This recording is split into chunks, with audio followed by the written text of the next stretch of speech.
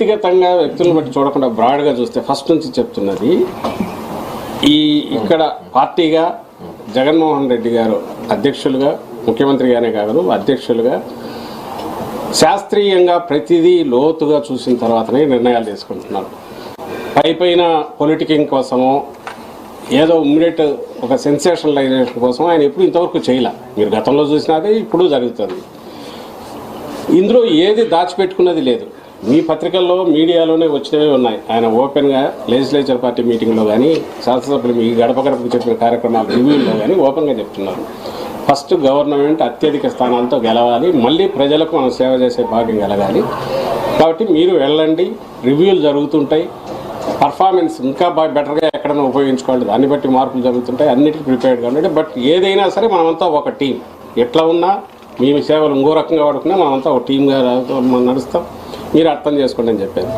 అందులో భాగంగానే ఇవి జరుగుతున్నాయి. మీరు గమనించాల్సింది ఏం చెప్పదలుచుకుంది అంటే, అపోజిషన్ అనబడే వాళ్ళు చెప్తున్నవి ఏదైనా ఉన్నా వాళ్ళు ఇంకా ఈరోజు గాలిలో మాటలు చెప్పి మేము అది చేస్తాం ఇది చేస్తామని కనపడని, అసలు ఏం చేస్తున్నారో కూడా తెలియని రకంగా ఒక రకమైన కన్ఫ్యూజ్ చేసే ప్రక్రియ వాళ్ళు చేస్తూ సంకలగరేశాడు.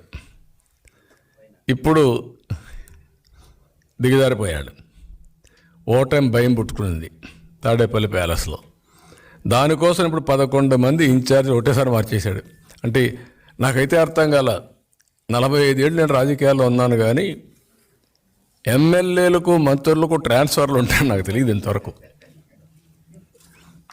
వాళ్ళు ఎన్నుకుంటారు ఆ నియోజకవర్గంలో, వాళ్ళకి మీరు సీట్ ఇస్తారు, అక్కడ దోపిడీ చేసేసి అక్కడ అన్పాపులర్ అయిపోయి ప్రజలు ఎప్పుడెప్పుడు ఈయన వదిలించుకోవాలంటే ఆ పాపాన్ని ఇంకొక నియోజకవర్గానికి అంటగడతాడంట. ఇక్కడ చెల్లని కాసు అక్కడ చెల్లుతుంది. అంటే ఎంత బ్రహ్మాండి వీళ్ళకు. ఎక్కడికి పోతున్నారు మీరు?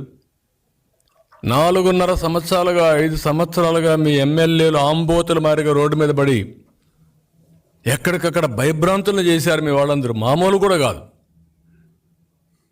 ఆడపిల్లలకు రక్షణ లేకుండా పోయింది, ప్రజానీకం యొక్క ఆస్తులకు రక్షణ లేకుండా పోయింది. మీకు ఏ దొరికితే చేశారు. అది చేసి ఈరోజు ప్రజలు రివోల్ట్ అయి తిరుగుబాటు చేసే పరిస్థితి వస్తే అందరినీ ట్రాన్స్ఫర్ చేస్తాడంట. 5 మంది దళితుల్ని ట్రాన్స్ఫర్ చేశాడు. అందులో 3 మంత్రులు, 2 మంత్రులు దళితులు, ఒక బీసీ మంత్రి, ఇంకో పక్కన 3 బీసీ ఎమ్మెల్యేలు.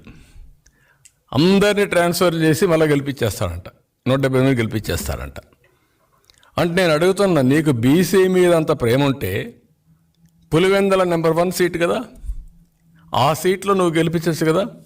నువ్వు పెద్ద మహానాయకుడివి కదా, నువ్వు ఎక్కడన్నా గెలుస్తావు కదరా. నిలబడి వేరే కాన్స్టిట్యున్సీ తేలిపోతుంది నీ పని కూడా.